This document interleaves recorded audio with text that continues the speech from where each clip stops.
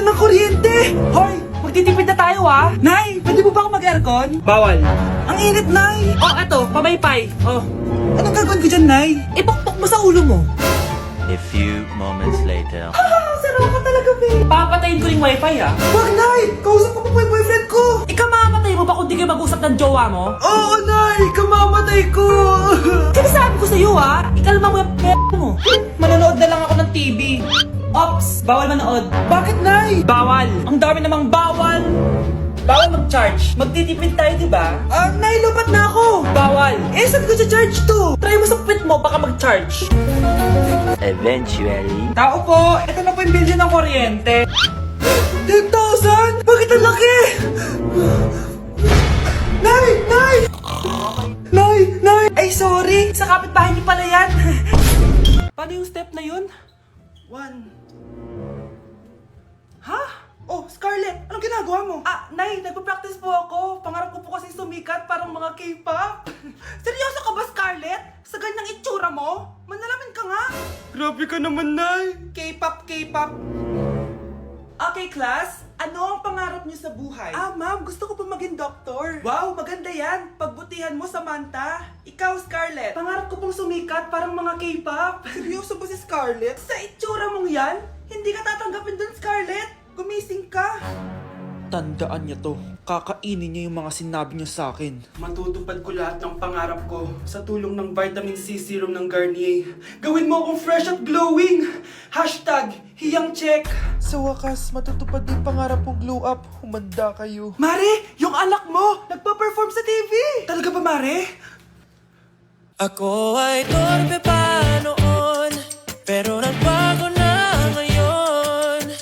Now I have the courage. Sikat na yung anak ko! I have you. Ikaw at ako under the sun. I'm glowing now that I found the one. Garnier, ba't ngayon ka lang? Skin ko ay hiyang Maria. Ikaw at ako, we're gonna shine. Nothing can stop us, it's our time. Ready to show that you're the one. Skin ko ay hiyang Maria. Go and find your Garnier hiyang. Nay, mahal dito. Hi, ma'am. Welcome to Starbucks. Can I get your order? Isang kape nga. Anong size po? Yung pinakamalaki. You mean 20, ma'am? Basta yung malaki. 20. 20 ka ng 20! Wala ka pa sa 20 mo! Basta yung malaki! Okay, isang 24, ma'am. Yun lang po ba? Anak, anong sa'yo? Anay, yung akin ice caramel macchiato with 2 shots of white mocha and Sabrivay. Tubig na lang daw yun sa kanya. Baka gusto nyo mag-add ng tinapay, ma'am. Siyempre, mag-a-add ako. Ano ba to? Coin, ano yun? You mean Queen Aman, ma'am? Oo, yun. Alam ko naman. Nakalimutan ko lang. Your total is 1,200 po, ma'am. 1,200? Yun lang? Modus ka siguro, no? Asa na manager mo? Ako po yung manager, ma'am. Ang mahal-mahal ng kape nyo. Sa amin nga, 14 pesos lang yan. Sko, ano ba meron dyan? Ginto? Ang dami nyo nasa menu, oh. Pare-pares lang naman lasa niyan. Ewan ko ba, bakit ang dami-daming tao dito? Pumipila pa. Kala mo naman napakasarap ng kape. Ang mahal naman. Eh, di sa inyo ka magkape? Sino ba nagsabing pumunta ka dito? Ang haba na ng pila, oh. Ano, babayaran mo ba to? Pa-void na lang. Sa amin na lang ako magkakape, yung 3-in-1. Hi, Mare! Buntis na ako! Ha? Paano ka nabuntis? Wala ka namang asawa! Hello po. Nagbibigay po kami ng pera sa mga nangangailangan. Hello po, Mayor! Ako po, kailangan po namin ng pera! Ay, Mayor! Buntis ako, oh! Mas kailangan ko yan! Oo, mas kailangan mo nga kasi buntis ka. Oh, ito, sino to? Thank you! Tsaka pala, magbibigay kami ng bahay at lupa sa mga may kailangan. Kami po, Mayor! Kailangan po namin ng bahay! Wala na po kami magrenta! Hindi! Buntis ako, oh! Kawawa naman yung bata kung wala siyang bahay, di ba? Oo nga, mas kailangan niyo yung bahay. O ito, sa inyo yung bahay. Thank you! Sandali lang. Bakit? Sinungaling tong babaeng to eh. Hindi naman totoong buntis yan. Totoo nga. Manganganak nata ako. Manganganak na daw. Manganganak? Tignan ko na lang kung anak yung lumabas dyan. Ang baho, ano yun? O, di ba? Sinungaling tong babaeng to. Nagdadalang tae lang pala. Sa akin nyo na lang po ibigay yung pera tsaka yung bahay. Bakit anak? Kasi, Nay, buntis ako. Sana din niya ako makita. Hi, Mare! Nahuli din kita. may nakakalimutan ka ata. Ano yung nakalimutan ko, Mars? Nakalimutan mong bayaran yung utang mo sa akin. Asan na? Wala pa akong pera eh. Babayaran mo o ipapakulong kita. Ayaw mo tumigil Nay! Ipapabayad mo pa ba yung utang ko sa'yo? Hindi na, Mare. Huwag mo nang bayaran yun. Buti naman. Bigyan mo ko ng pera. Pera? Ito sa'yo na yung wallet ko. Saan na ba si nanay? Ganda na relo mo Akin na yan. Eto Mare. Sa'yo na to. Nay, anong nangyayari sa'yo? Sa'yo na din yung mga kotse ko, tsaka yung bahay namin. Dami nito Aalis na ako. Nay, gising! Ha? Ba't mo binigay lahat sa kanya? Walang yung babae yun. Anong gagawin natin, Nay? Huwag kang mag-alala, anak. May kapangyarihan ako. Superhero ka, Nay! Watch and learn ka, anak. Naloko din kita. Saan ka pupunta? Akin na yan! Ayoko!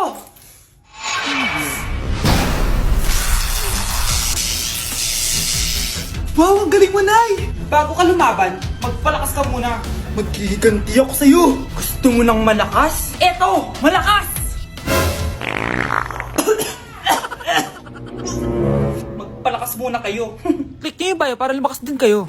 Oh, my angel, angel baby, angel. You're my angel baby, angel baby, angel, angel baby. Ayan, ang galing natin! Oo nga, babe, ang galing natin! Hoy, anong ginagawa nyo?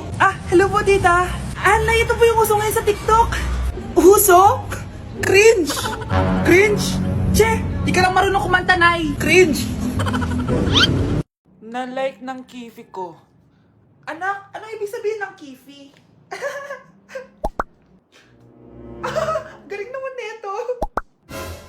Anak, ano ginagawa mo? Nay, nagla-like po ako ng mga post sa TikTok. Nagla-like? Bakit mo binababa? Ito na po kasi uso ngayon, Nay, yung magla-like ka gamit yung kifi mo. Ano ba yung mga bata ngayon na malalaman nyo sa TikTok? TikTok pa! Ayan, mga nakukuha nyo. Ang KJ mo naman, Nay. Try mo kaya. Ay, naku, Scarlett, huwag mo kayo na-influensya sa mga ganyan mo, Oo nga, ang sarap sa feeling. Diba? Like! Na-like ng kifi ko.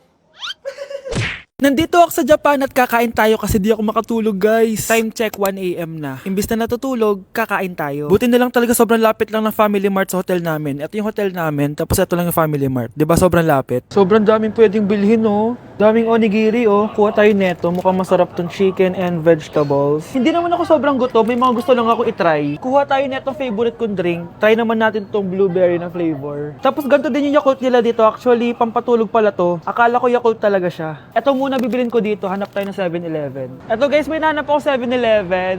Parang masarap to, Mukha siya lasagna. Tikman natin. Dito na lang natin siya kainin sa labas. Parang fantasy din kumain dito sa kalsada nila. Sobrang safe dito sa Japan, promise. Unahin na natin tong sushi. Alam nyo ba, kahit maglakad kayo mag-isa dito, sobrang safe, promise. Walang mga haras sa inyo. Walang kriminal, ganyan. Kaya ang sarap maglakad sa labas kasi alam mong safe ka, di ba? Tapos, sobrang babait pa ng mga Japanese. Swear. Pero sabi naman ng ibang Japanese, parang mas lang nila yon, pero ang totoo, ginajudge ka nila. Pero at least, di ba, mabait sila. Di kagaya na pumunta ako ng Hong Kong, sobrang sungit ng mga tao, sisigawan ka pa. Kapag may hinahanap ka, talagang tutulungan ka nila. Tapos palagi silang nakasmile. Kaya promise, Japan talaga yung favorite country ko. Last bite. Okay, next natin itong parang lasagna. Guys, sobrang bango. Sobrang sarap ng itsura niya. Tikman na natin. Ang sarap! Ito din yung gusto ko sa Japan. Sobrang sarap ng mga pagkain nila. Like, promise. Wala pa kami natitikman dito sa Japan na hindi masarap.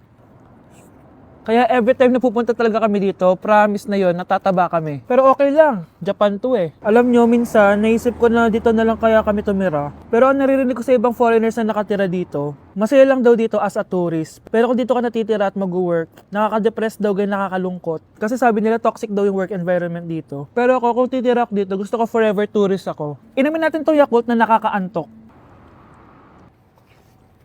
Last bite!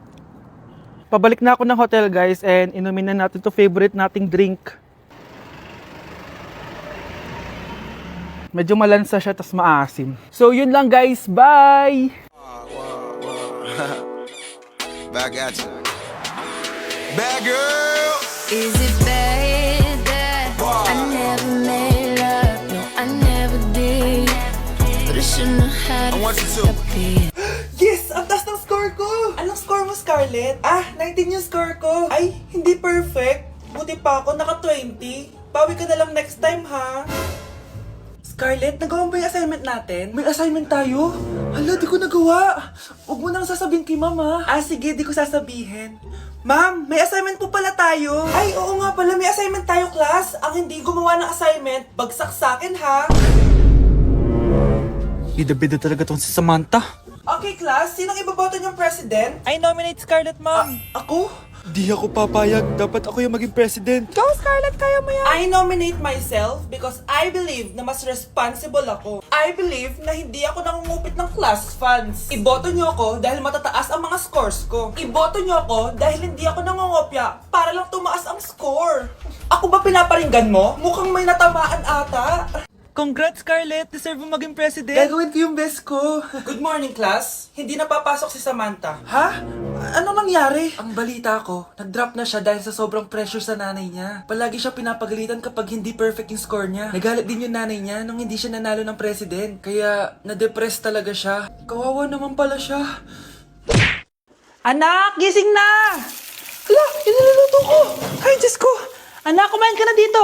Nakakamiss si ate no, Nay. Dati, kasama lang natin siya kumakain dito. Miss ko na din ate mo, anak. Wait lang, tawagan ko. Hi, Nay! Ay, hello anak! Kamusta ka na dyan sa Manila? Eto, Nay. Malapit na akong gumraduate. Sa wakas naman, anak, kapag nag-graduate ka, makakauwi ka na dito sa probinsya. Nay, may sasabihin pala ako sa'yo. Hello, anak! Nay! Hello, anak! Nay, choppy ka, Nay. Ang bagal naman ng internet ni Nanay. Ay, hi anak! Eto, nagpakabit na ako nung sinasabi mong Bida Fiber. Naging okay na yung internet namin. Hay naku, Nay. Buti naman nag-switch ka na sa Bida Fiber Internet. Para naman hindi pa putol-putol yung usap natin. Kasi Nay, for only 888 pesos a month, makakakonect ng 8 gadgets and up to 75 Mbps ang speeds. Setup fees applies pero affordable pa rin. Ang sulit pala niyan anak, makakanood ako ng madaming K-drama neto. Nga pala anak, ano yung dapat mo sasabihin kahapon? Nay, uuwi ako bukas dyan! Talaga anak? Yay! Uuwi si ate! See you anak! See you Nay! Shh, Scarlett. Tatakas kita, ha? Scarlett, may kausap ka ba? Nandiyan na si nanay. Bilisan mo. Paparating na siya. Bibilisan ko na. Scarlett! Scarlett! May kausap ka ba? Huwag kang maingay dyan, ha? Scarlett, tara na. Tara na, tita. Tita, buti na lang dumating ka. Hindi ko na kaya mga pinagagawa ni nanay. Hi, Scarlett. Nay, Napakahayap mo, Susan! Oo, hayop ako. At least madaming pera. huwag kang mag-alala. Hindi kita sasaktan. Hindi ko na din kaya mga pinagagawa sa akin ni Susan. At ikaw, Scarlett, ipapakain ko sa'yo yung lason na binigay mo sa akin. Nay, wag po. Halika. Isubo mo tong lason. Ito'y nararapat sa'yo para mawala ka na sa mundo. Itigil mo na yan, Susan. Totoo ba itong nakikita ko? Buhay ka, Tay? Oo, buhay na buhay. Paano nangyari yun? Hindi pwede. Pinatay na kita. Simula pa lang ng una, alam ko naman na pera lang ang habol mo sa akin, Susan. Kaya nung naparalyze ako, alam ko na pagkakataon mo na yon para lasunin ako. Kaya inutusan ko yung polis para ipalit ako sa bangkay. Hawak ko din dito yung mga papeles na magpapatunay na ninanakawan mo ako ng pera. Sumama ka sa akin sa presinto. Tandaan nyo to! Hindi ba ako tapos? Anak, sorry. Kinailangan ko magtago sa'yo. Okay lang, Tay. Ang importante, buhay ka.